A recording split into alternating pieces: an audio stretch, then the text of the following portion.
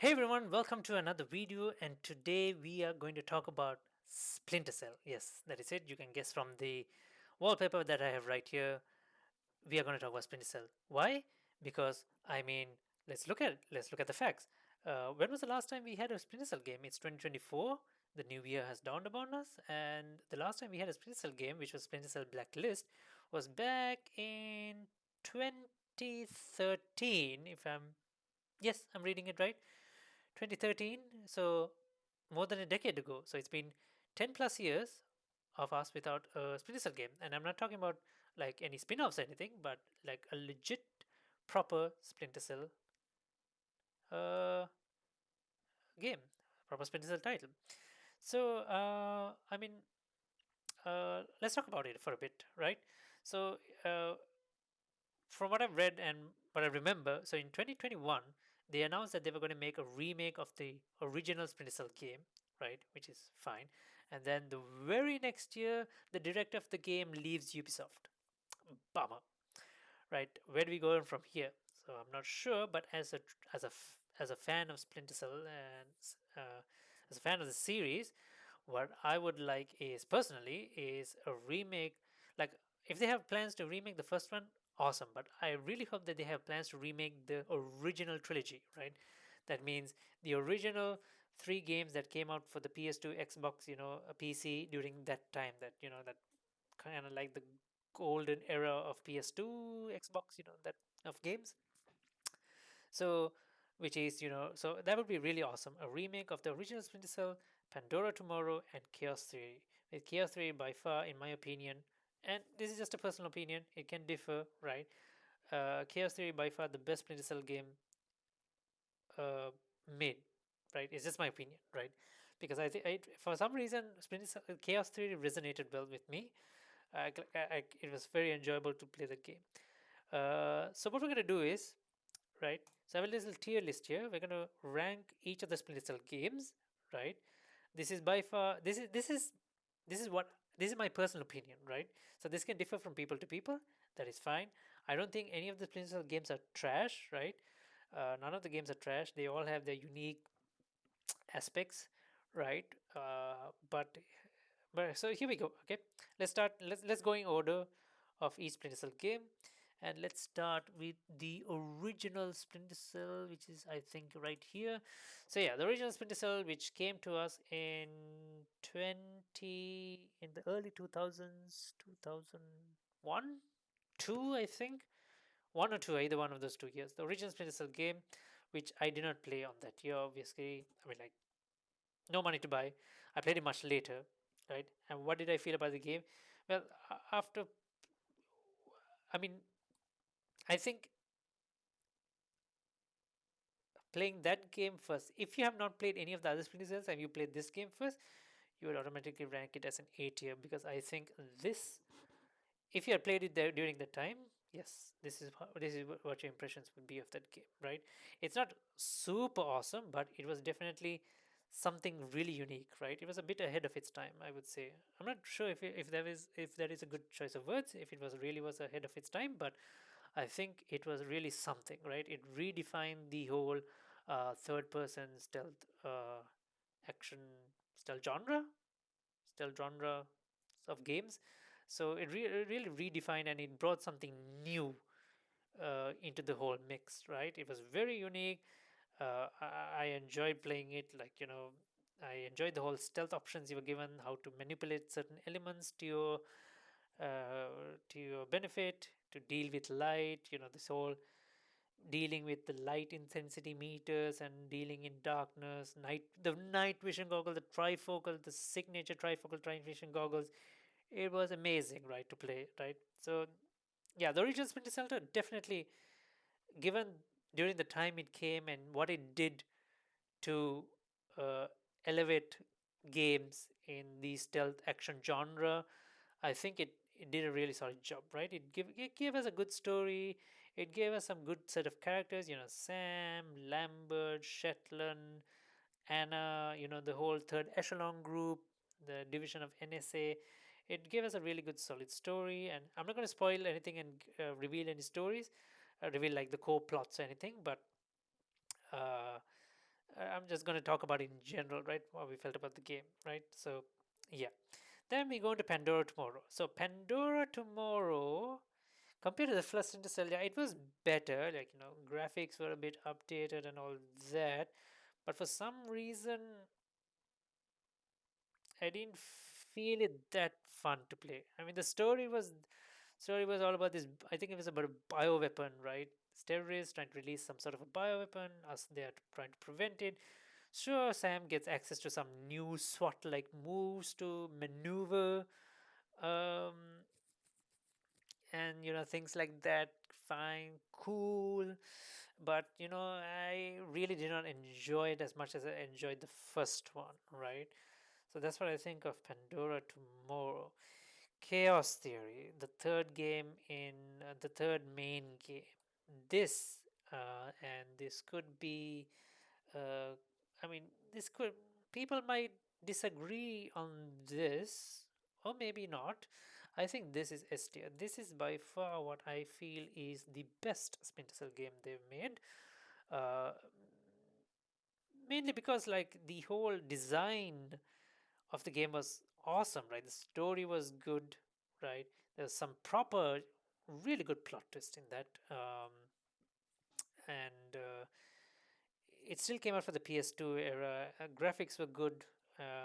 The options you were given, right? It gave us this, what a lot of games do now is this um, kind of like a black box sandbox environment where you can kind of like I mean, it was still linear, but you still have a few options on how to deal with your stealth. It wasn't like one clear cut path. Okay, you need to take out your enemies this way. This is the only stealth part you have. No, you have a various amount of options. You have a lot more gadgets to use in it, a lot more ways to deal with enemies, and yeah, so a lot of things to do. And then I think was that the one that introduced the sound meter, where you can cover your noise with external noises, and was that there in Pandora Tomorrow? The light was always there. The light intensity stuff and all that was there since the first game. But I remember the sound meter coming in. Was it Pandora Tomorrow? Okay, maybe I was mistaken and I forgot which game it came out in. But definitely came out in one of those two games. Either Pandora Tomorrow introduced it or Chaos Theory introduced it. But Chaos Theory, it also introduces us to the co-op, right? To the co-op storyline. It had its separate own storyline, co-op two separate Splinter Cells whose missions kind of like occurs parallelly to Sam's missions. Right. Next, Double Agent. Right, Double Agent. What do I think of Double Agent?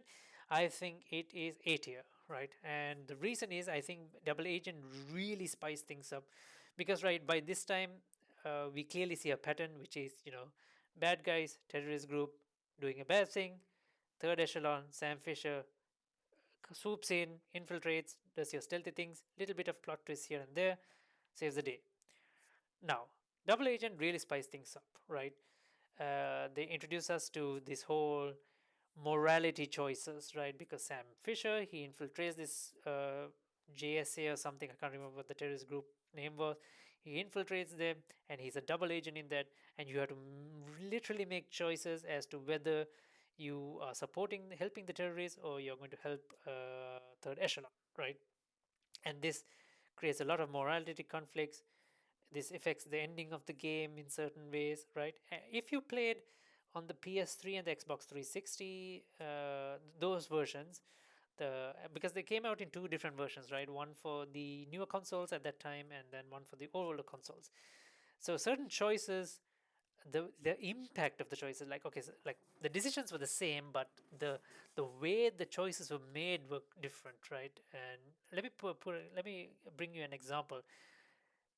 Spoilers here, right? So one spoiler, I'm not going to discuss the stories or everything, but one spoiler because I just want to elaborate on this point. So killing Lambert, right? Whether you kill Lambert or not, because Lambert was also infiltrating on the sidelines. His cover was blown, and he was caught by the terrorist group. And Sam is brought in, and he has to either. So in the newer console versions, you are there where they torture Lambert, and you need to either strengthen your cover with the terrorist group by killing Lambert, shooting him on the spot, or shooting the interrogator and then pretty much blowing your cover and then uh, saving Lambert, right?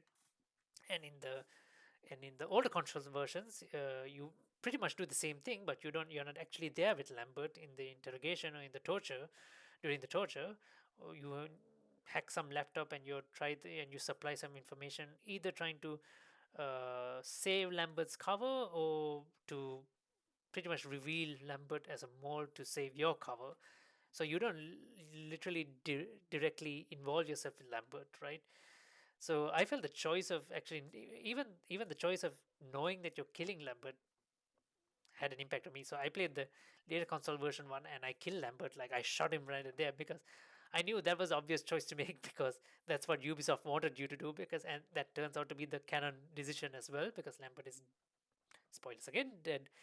He's dead in the following games, in the latter games, right? He's dead. So yeah, I mean, like that decision itself kind of like disturbed me for a while. Like we've known Lambert since the first game, and now we're killing the man. So yeah, that didn't sit right well with me. But um, it had to happen.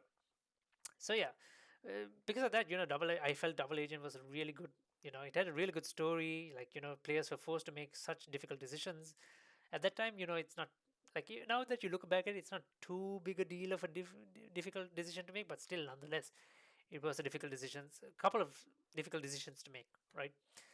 Right. Moving on. Right after Double Agent Conviction, right? So this is so now the tables are turned. Sam is on the run, so you no longer have access to your gadgets, and so a whole new set of gameplay mechanics. This introduces us to the mark and execute game mechanic as well, where you can mark multiple targets, execute them in a single instance. So uh, much more options available in executing your targets. So this one, let me see. This I felt.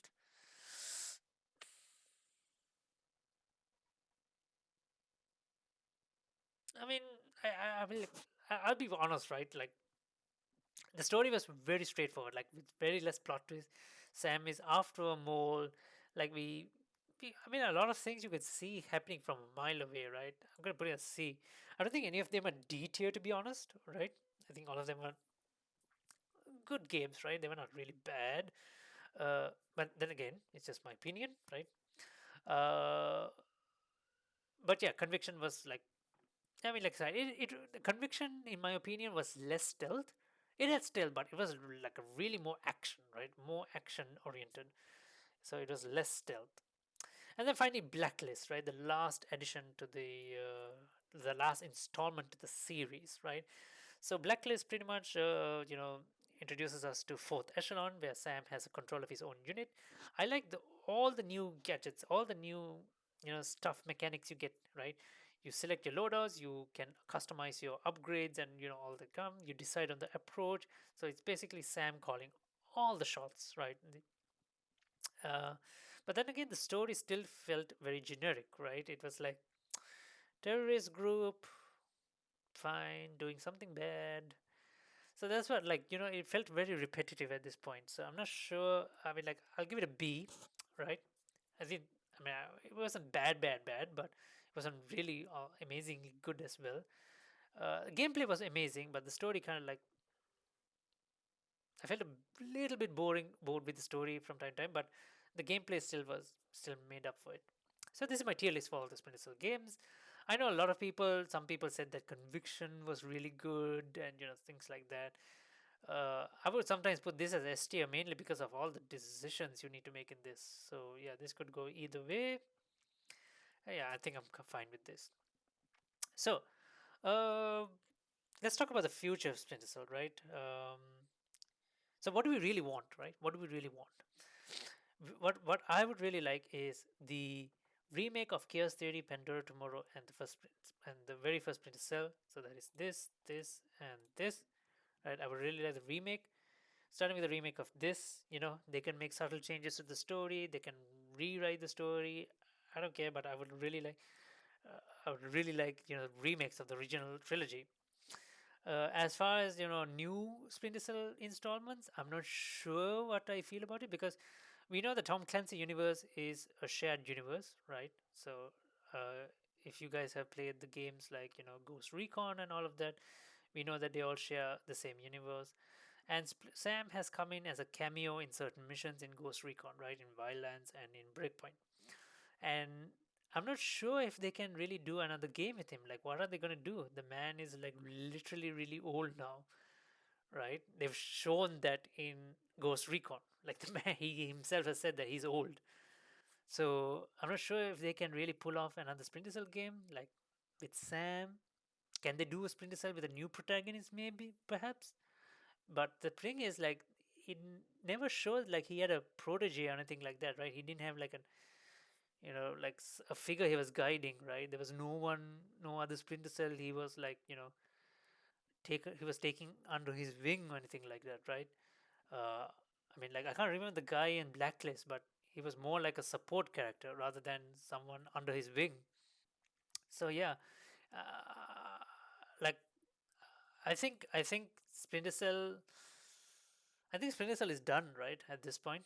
Splinter Cell as a franchise is pretty much done. There's not much they can do with Sam Fisher, I think. They can pretty much just, yeah, like they've done in the Ghost Recon games, just introduce him as cameos here and there, but making a full fledged game with him, I mean, like, they really need to take their time and write a really good story, like as to the reason why he's going to come back. Because just another, game where he comes just to tackle another terrorist, I mean, like, that's not going to work, right? Uh, I mean, it's not going to be too enjoyable, but yeah, people will. I mean, it's got its nostalgia, but it's not going to be that enjoyable. So yeah, this is what we really want, right? We want remakes of the first three games, and yeah, I mean, like, hopefully the plans for the first game, for the remake of the first game, is still alive and it's still happening. Uh, Hopefully there's not many setbacks, but fingers crossed. Fingers crossed for Splinter Cell fans. So yeah, let me know what you guys think about. Let me know what you guys think about Splinter Cell overall as a franchise. Let me know down in the comments below what you guys think. Whether you agree with my tier list, whether you disagree. It's alright to disagree. Just share your thoughts, opinions. I would like to hear them. It would be nice to talk about them even. Uh, and this is what we want, right? We just want a really good discussion on, like, what can we expect next from this game. So yeah, that's pretty much it. Uh, So, yeah, do like, share, subscribe if you guys enjoy my content. As I mentioned in my previous video, like, I'm facing some internet issues, so my uploads are a bit limited. Live streams are definitely stalled for now. So, till next week, I'll be, like, doing small videos like these, trying to, like, catch up with the gaming world, react to new stuff, discuss on old stuff, discuss on stuff like this as well. And yeah, we'll see where we go on from there. So, I hope you guys, enjoyed the video. Then once again, let me know what you guys think. And yeah, I hope you guys have a good day, good night for the rest of y'all if it's night, and I'll see you guys next time. Bye bye.